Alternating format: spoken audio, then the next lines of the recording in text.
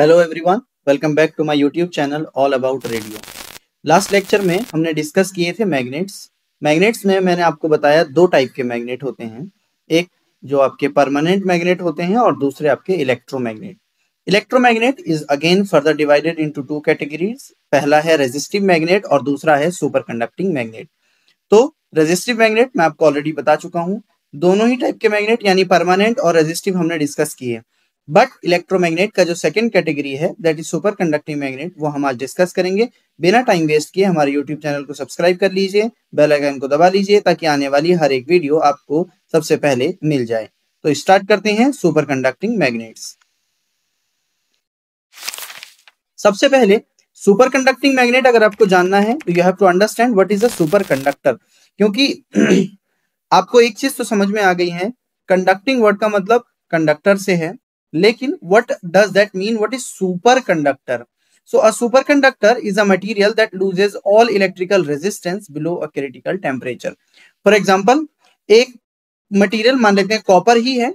Copper जो अपना particular काम करता है, कॉपर का एक क्रिटिकल टेम्परेचर है।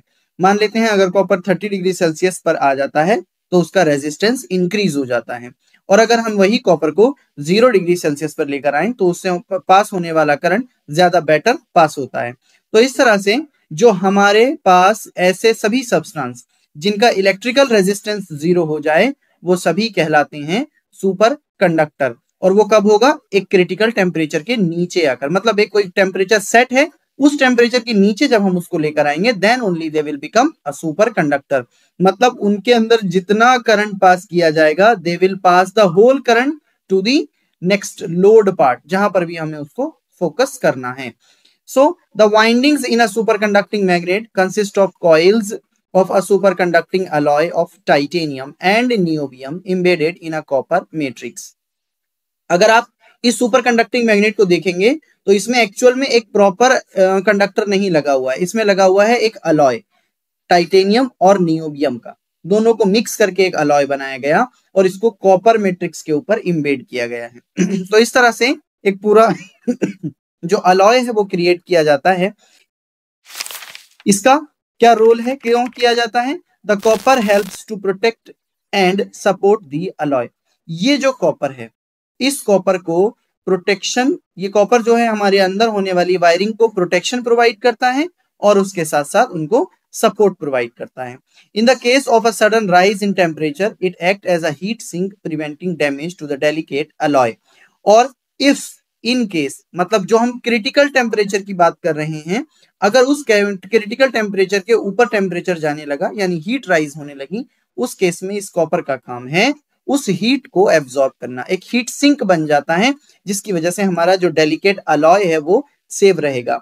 अगर ये टेम्परेचर जो है राइज होता रहेगा तो हमारा जो अलॉय है वो डैमेज हो सकता है because of the rise in temperature.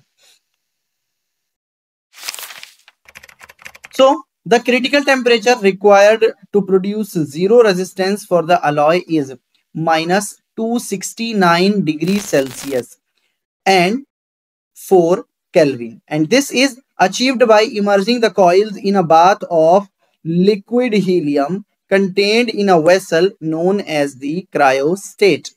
इस पर्टिकुलर अलॉय की बात करें जो कि टाइटेनियम एंड नियोबियम है, इसको सुपर कंडक्टर बनाने के लिए we need a material which can keep it at a low temperature, and then that temperature is known as a critical temperature, and for that alloy the critical temperature is 4 Kelvin or maybe minus 269 degrees Celsius।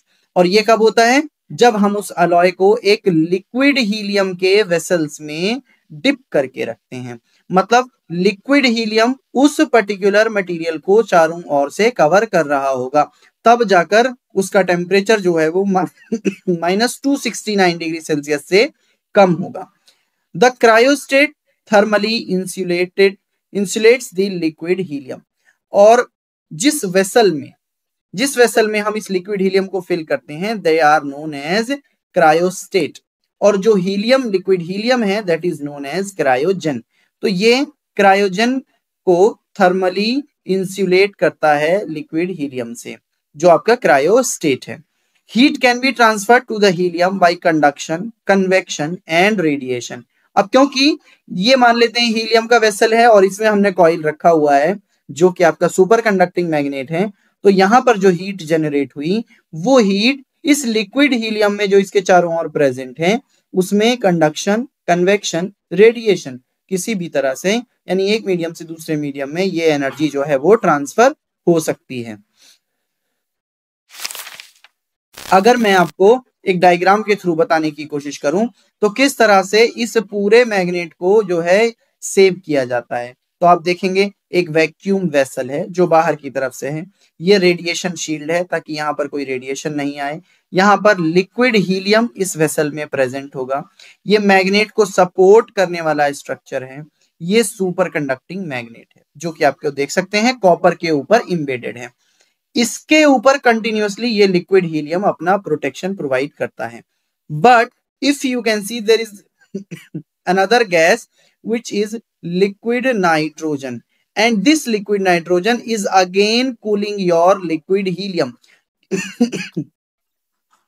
में भी chances हैं, हो सकता है जो यहां से heat generate हो रही है वो लिक्विड हीलियम को क्या कर सकता है, वेपराइज कर सकता है, तो उसी को प्रोटेक्शन के लिए we are having another type of cryogen that is known as liquid nitrogen। तो ये जो आपको पूरा स्ट्रक्चर दिख रहा है they all are all together known as the superconducting magnet।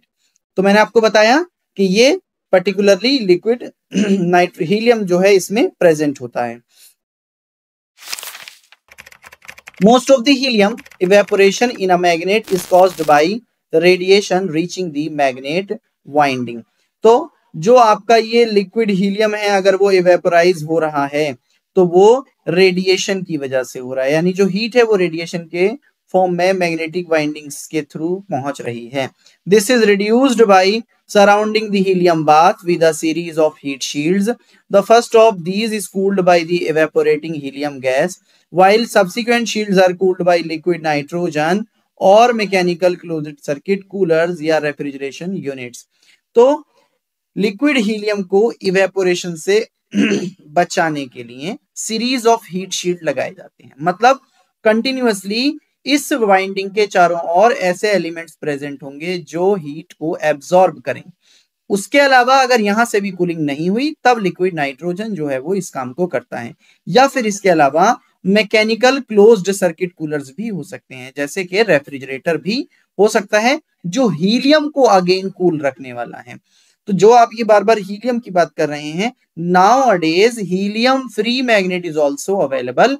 You can go through the Google and you will find out so many knowledge about helium free superconducting magnet। We'll discuss in the advancement of MRI। So the critical temperature of liquid nitrogen is approximately minus 147.15 degrees Celsius, minus 232.87 degree Fahrenheit और 126 kelvin. तो इन दोनों के temperature में अगर difference देखें तो liquid helium का जो क्रिटिकल टेम्परेचर था दैट वाज 4 केल्विन और यहां पर है 126 केल्विन। तो इसका काम है हीलियम को कूल रखना। ये आपको कुछ ऐसे स्टील के वेसल्स में लिक्विड हीलियम मिलती है और इसी के अंदर सबमर्ज करके रखते हैं हम अपने इस पर्टिकुलर कॉइल को। None of the cryostat is able to prevent evaporation of the liquid helium completely, but they do keep evaporation to a minimum। मतलब ये तो पॉसिबल नहीं है कि 100% जो लिक्विड हीलियम है उसको एवेपोरेशन से बचाया जा सकता है, बट ये जो लिक्विड नाइट्रोजन है या जो भी यहाँ मैकेनिकल कूलिंग सिस्टम लगे हैं ये कोशिश करते हैं, they use to do evaporation to a minimum। The helium needs to be topped up periodically to replenishment that lost by evaporation। और इसीलिए क्योंकि ये कंप्लीटली स्टॉप नहीं हुआ है किसी भी क्रायोस्टेट की हेल्प से, तो लिक्विड हीलियम को time to time periodically replenish किया जाता है, यानी जितना अमाउंट ऑफ हीलियम कम हुआ उसको वापस से फिल कर दिया जाता है। So typically this needs to be carried out every 3 to 4 months, though the latest generation magnets require only a single helium refill per year। तो initially when this helium was used as a cryostat for the cooling system of super conducting magnet, उसमें पहले 3 से 4 महीने में refill किया जाता था, but जो लेटेस्ट जनरेशन ऑफ मैग्नेट है they are use to being refilled by a year only। ये था हमारा सुपर कंडक्टिंग मैग्नेट का क्रॉस सेक्शनल इमेज। आप देखेंगे तो ये इनर कोल्ड शील्ड है, उसके बाद आप देखेंगे सेंटर में ये हमारा मेन वाइंडिंग है जहां से आपको इलेक्ट्रिकल करंट फ्लो कराना है और मैग्नेटिक फील्ड मिलने वाला है। उसके बाद आप इसके ऊपर देखेंगे यहां पर हमें मिल जाता है हीलियम का वेसल और इसके ऊपर मिल जाता है आउटर कोल्ड शील्ड जो कि लिक्विड नाइट्रोजन है, और ये आ जाता है आपका आउटर वैक्यूम, ये आ जाता है उसका केसिंग, यहां से जो लिक्विड हीलियम है उसको रिफिल किया जाता है। उसके साथ साथ यहाँ पर ही शिम कॉइल्स भी प्रेजेंट होती हैं, इनका भी कूलिंग लिक्विड नाइट्रोजन की हेल्प से ही होता है। So remember this diagram whenever you are drawing a diagram for super conducting magnet, you can use this diagram to showcase the cross sectional image of a super conducting magnet. तो आपने ये तो समझ लिया कि एक सुपर कंडक्टर क्या होता है, सुपर कंडक्टिंग मैग्नेट क्या होती है, उस सुपर कंडक्टिविटी को मेंटेन करने के लिए हमें किन किन चीजों को यूज करना होता है, वो कैसे एडजस्टेड होते हैं। अब इसका इतना कुछ करने के बाद एडवांटेज क्या मिला, तो सबसे पहला एडवांटेज है super conducting magnets are available with field strength of 0.3 to 30 Tesla। If you can imagine, the permanent magnets were not able to give you 1 Tesla, but this type of magnets are able to produce a magnetic field up to 30 Tesla. Although we are not using this much of Tesla in diagnostic radiology, till now everywhere it is being used up to 3 Tesla only, but the latest generations of CT scanner for research purpose are also being used for 7 Tesla, or maybe in future they will be using 11 Tesla as well, but right now only 3 Tesla is there in maximum countries। High field strength with excellent stability and homogeneity are main advantage of superconductors। ये high field strength देते हैं, वो आपको दिख रहा है, excellent stability होती है, फ्लक्चुएट इनका मैग्नेटिक फील्ड नहीं होता है, और उसके साथ साथ सबसे बड़ा एडवांटेज है होमोजेनिटी, मतलब प्रोड्यूस होने वाले मैग्नेटिक फील्ड की जो स्ट्रेंथ है वो ऑलमोस्ट सेम रहती है। लेकिन अब इतने बड़े एडवांटेज आया, इतना बड़ी बातें हम कर रहे हैं, तो डेफिनेटली इसके कुछ डिसएडवांटेज भी होते हैं। So the major disadvantage of super conducting magnet is the high cost of liquid nitrogen and liquid helium. दोनों ही कॉस्टली आते हैं और ये इसके लिए एक डिसएडवांटेज बन जाता है। The field strength limits the area in which a magnet can be located and site preparation cost can be high। अब क्योंकि आप जानते हैं कि इतनी ज्यादा स्ट्रेंथ का मैग्नेटिक फील्ड अगर प्रोड्यूस हो रहा है तो इस पर्टिकुलर मैग्नेट को यानी इस एमआरआई सिस्टम को हर जगह पर प्लेस नहीं किया जा सकता। Even in a room where we are placing this particular type of MRI machine, we need to take care that the machine, the room is having not any type of ferromagnetic substances in any of the wall or ceiling, because they are constructed accordingly for this particular type of high strength of magnetic field। So that is all about the about superconducting magnet, and we'll discuss the remaining part of hardware of MRI। Please do comment, like, share and subscribe YouTube channel all about radio। Do not forget to press the bell icon। Thank you so much, have a good day।